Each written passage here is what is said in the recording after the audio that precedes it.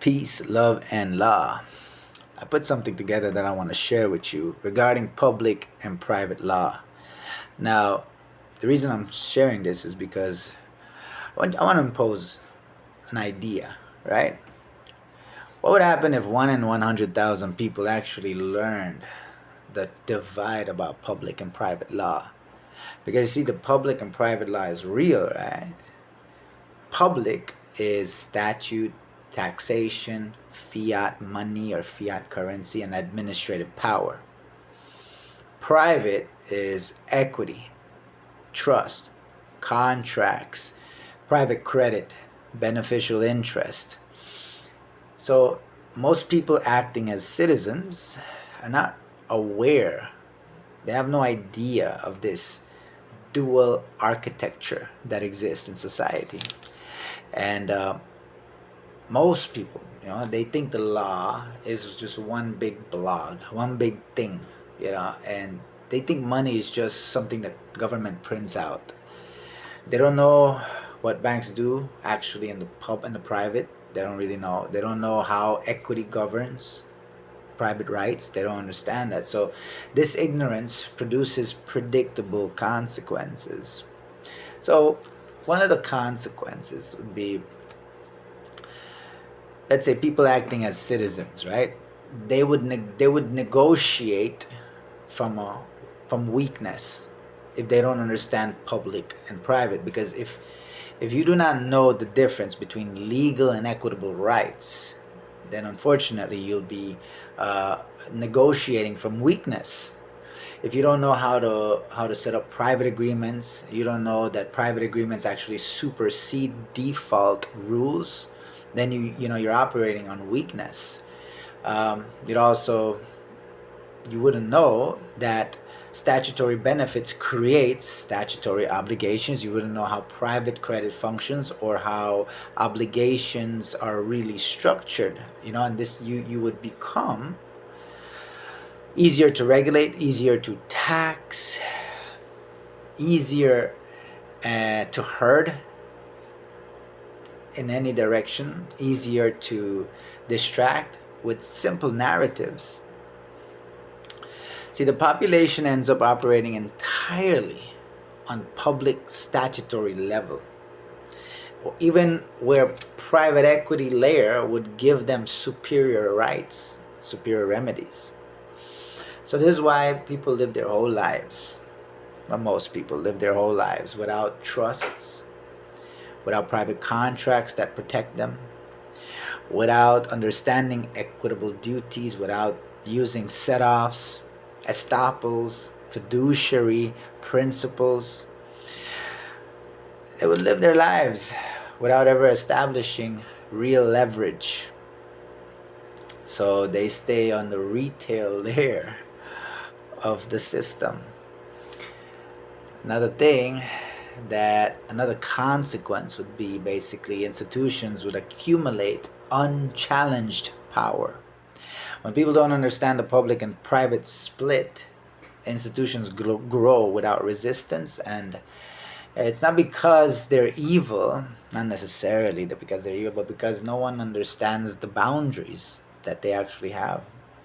See, public agencies become bloated when most of the people are ignorant of public and private. They become these public agencies become very confident, very sloppy with jurisdiction, dependent on public ignorance. They sometimes are arbitrary and very bullying. So regulators and agencies, they begin to treat all behavior that is presented to them as public facing or public issue or public law, and even where law clearly has space for private autonomy. When the governed do not understand the architecture of governance expands to fill that void. It's very simple. Another consequence would be that the banking becomes a de facto fourth branch of government, because people don't understand that banks create private credit. They don't understand how that works. They mistakenly attribute monetary power solely to the state. And the real picture is currently right now that government issues public money, banks issue private credit. Public money is very small in proportion to private money, which is enormous. Over 90% of the money is private money. So this ignorance allows banks to profit massively from just credit creation. And you could read more on this from the empirical studies of Professor Richard Warner. And see, this ignorance will allow governments to blame banks and then banks to blame government, and it's just a vice versa thing. And citizens, or people acting as citizens, they would stay dependent, they would stay clueless, and they would just be reactive. Ignorance is like the anesthesia that keeps the machine running quietly. Another consequence that we would see, right, would be this thing that is called democracy. The democracy, as what the Constitution believes says the state is operating under, is a public law. Basically, it would be the citizens don't understand fundamental structures about public and private law, and they wouldn't understand how legal tender works versus private credit, or how statutory obligations work versus equitable rights. They wouldn't understand that they cannot meaningfully evaluate the policies that are created by the leaders, and they wouldn't even know how to evaluate the leaders themselves. Ignorance would create a mess. Ignorance also of this would create they would mistake the symptoms for the causes. They would say, there's a lot of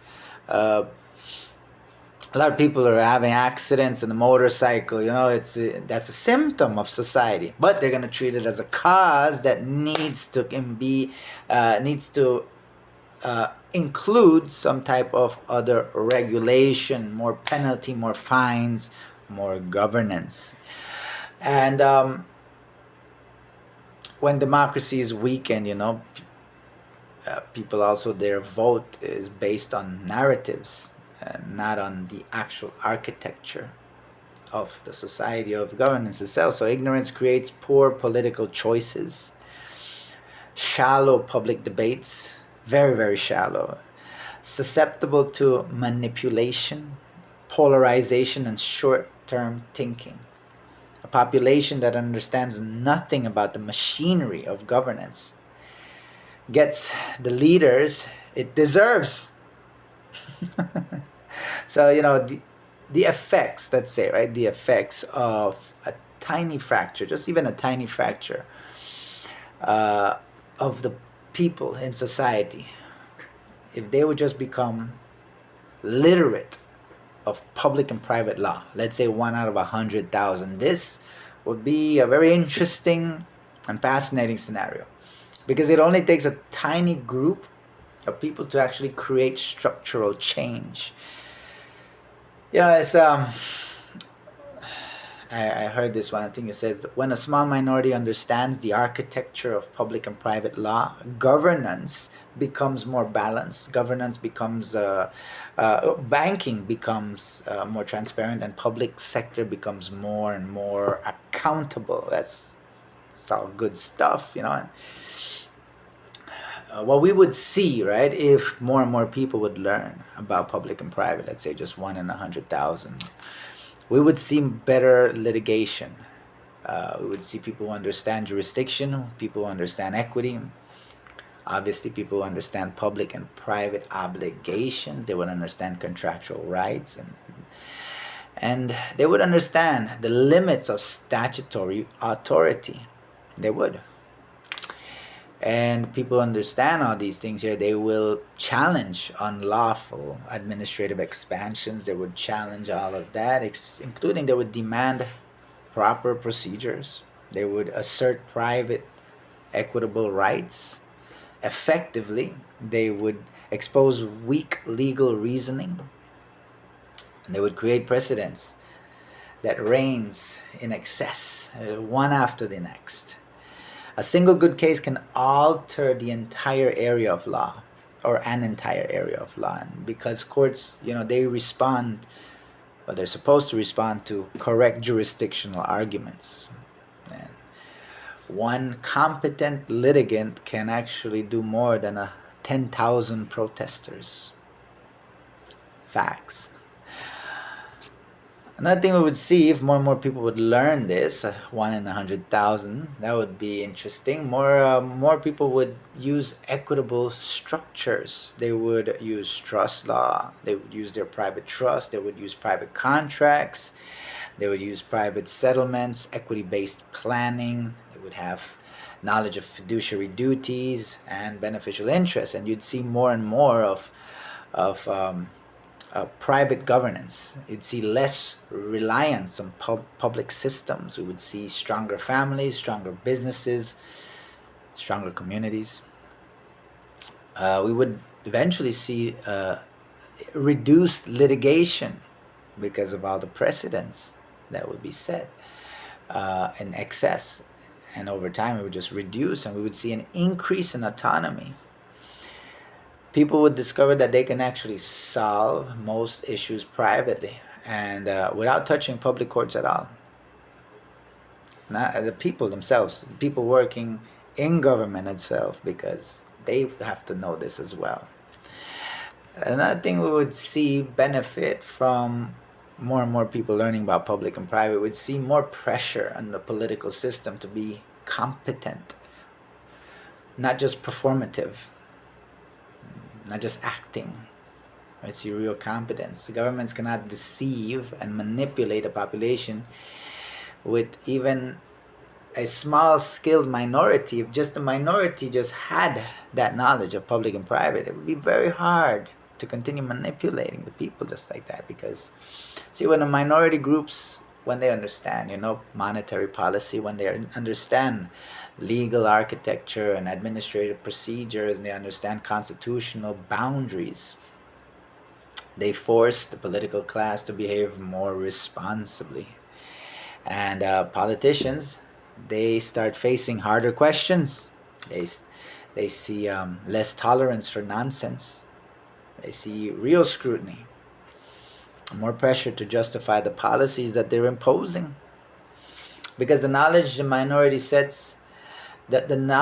minority sets the intellectual tone, and ignorance spreads like fire, but so does clarity.